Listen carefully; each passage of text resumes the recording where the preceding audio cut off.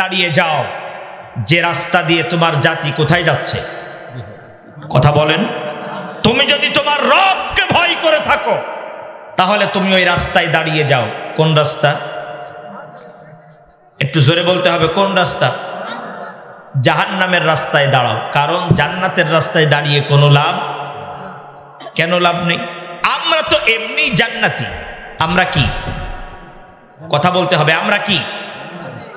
এই আপনাদের মন কি উড়ো উড়ো নাকি? তো ওদিকে তাকাচ্ছেন কেন? সব আমার দিকে। যারা অন্য সাইডে তাকানোর আশা থাকবে তারা উঠে যাবেন।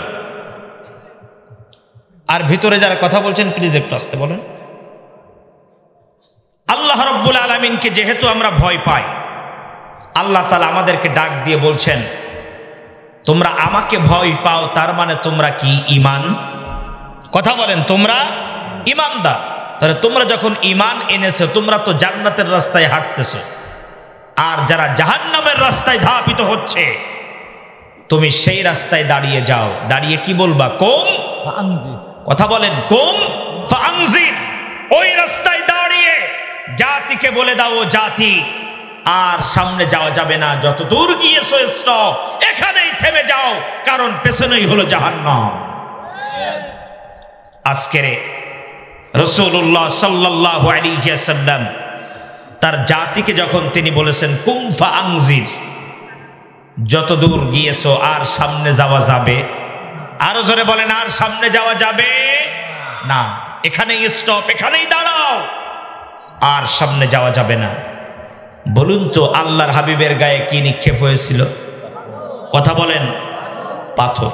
সর্বপ্রথম পাথরটা নিক্ষেপ করেছিল কে? চাচা আবু লাহাব। আপনাদেরকেও প্রশ্ন করতে চাই, আপনি আমি যদি এই জমিনে এই জাতিকে রাজপথে দাঁড়িয়ে বলি কুম ফাআনজির, সামনে যাওয়া যাবে না, এখানেই দাঁড়াও, স্টপ, আর সামনে যেও না, আল্লাহর হাবিবের গায়ে যদি পাথর নিক্ষেপ করে, আপনাকেও পাথর নিক্ষেপ করবে। জোরে বলুন ঠিক কিনা?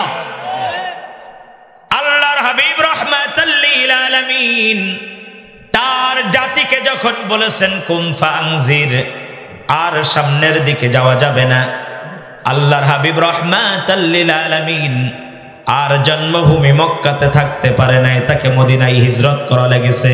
যারা বলুন ঠিক না বেঠিক? ও আমার প্রিয় দিনী ভাইরা, যখনই আপনি আপনার জাতিকে বলবেন কুম ফাআনজির, আর সামনে যাওয়া যাবে না, এখানেই দাঁড়াও, সাথে সাথে আপনাকে বাংলাদেশ থেকে মালয়েশিয়ায় পাড়ি দিতে হবে। আর যদি আপনি দেশে থাকেন তাহলে আল্লামা সাঈদীর মতন, আমির হামজার মতন, আর মামুনুল হকদের মতন আপনাকেও জেলখানার ভিতরে আটকিয়ে রাখা হবে। এরপরেও কি আপনি জাতিকে বলবেন না কুম ফাআনজির? বলবেন কি না? আরো জোরে বলেন, বলবেন কি বলবেন না? তারপরও আপনাকে বলতে হবে, কারণ আপনি ভয় পান কাকে? আরো জোরে বলেন, আল্লাহকে। আল্লাহ তাআলা এই জন্যই বলছেন ইত্তাকু রাব্বাকুম, তোমরা ভয় করবে একজনকে। তিনি কে? আল্লাহ। আরো জোরে বলেন, তিনি কে?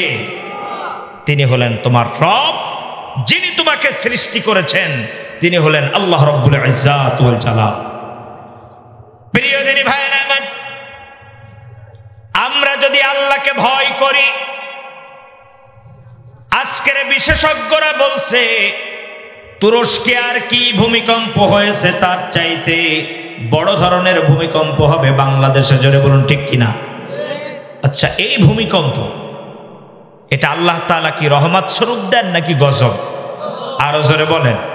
আচ্ছা, আমরা যদি আল্লাহকে ভয় পাই, ইত্তাকু রাব্বাকুম, আল্লাহকে যদি ভয় পাই, তাহলে কি আল্লাহর গজব আর আসবে? বাংলাদেশে আমি 100% শিওর দিয়ে বলছি, আল্লাহর কোরআনকে সামনে রেখে বাংলাদেশে গজব আসবে না, মহামারী আসবে না। কোরআনের কর্মীদেরকে মুক্তি দিতে হবে, আর আল্লাহর কোরআনের দিকে ধাপিত হতে হবে। দেখতে পাবেন বাংলাদেশে গজব আসবে না, আল্লাহর রহমত আর বরকত দিয়ে আল্লাহ ভরপুর করে দিবেন। বলছে ওয়াত্তাবাউ আহসানা মা উনজিলা ইলাইকুম মির রাব্বিকুম মিন ক্বাবলি আন ইয়াতিয়াকুমুল আযাবু বাগতাতাও ওয়া আনতুম লা তাশউরুন। আল্লাহর কোরআন বলছে তোমাদের উপরে আযাব গজব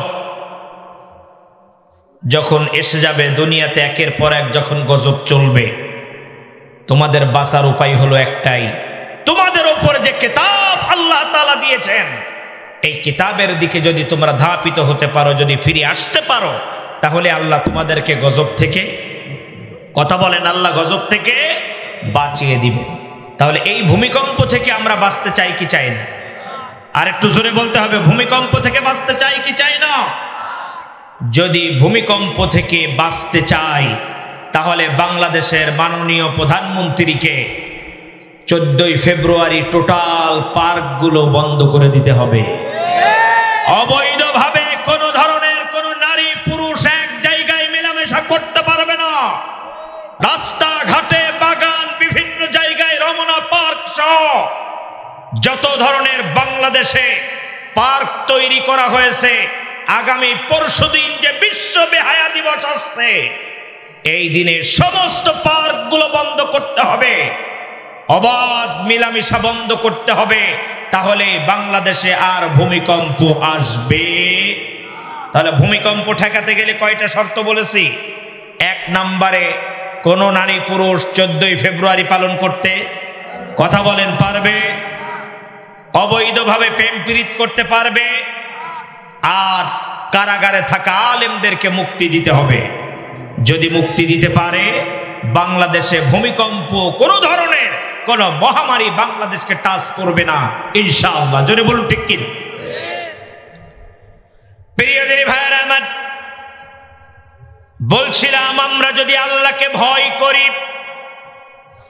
আল্লাহ সুবহানাহু ওয়া তাআলা আমাদেরকে কেমন বরকত দিবেন। যে রাস্তাগুলো দিয়ে আজকের গজব আসে, এই রাস্তাগুলো দিয়ে আল্লাহর রহমত চলে আসবে, এতে কোনো সন্দেহ নাই। আজকের বাংলাদেশে একের পর এক রহমত আর বরকতের দরজাগুলো বন্ধ হয়ে যাচ্ছে, আর গজবের দরজাগুলো খোলা হচ্ছে। জোরে বলুন ঠিক কিনা? এটা বিশ্বাস হয় যে বাংলাদেশে এখন গজবের দরজা খোলা হচ্ছে, রহমতের দরজা? জোরে বলেন। যদি বলেন না কে বলেছে, তাহলে বলুন তো, আজকের হুইল সাবানের দাম ছিল 20 টাকা, এখন কত? কথা বলতে হবে। এটা কি একটা গজব না? 20 টাকার সাবান এখন 30 টাকা। একটা বল সাবানের দাম ছিল কত, তা এখন কত? 20 টাকা। কে বলেছে 24 টাকা?